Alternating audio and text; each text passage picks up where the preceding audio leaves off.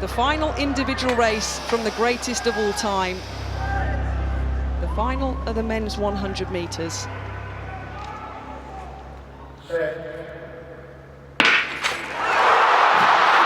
it's a clean start. It's a good start by Coleman. The American's flying in lane number 5. It's the American leading the Jamaican at the moment. It's going to be Coleman, but on the outside in lane number 8, unofficially 9.94 seconds.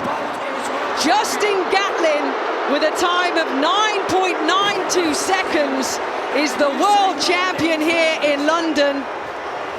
His teammate Christian Coleman, 2/100ths of a second behind, picks up the silver for a US 1-2, and Usain Bolt in his final individual race runs 9.95 seconds for bronze.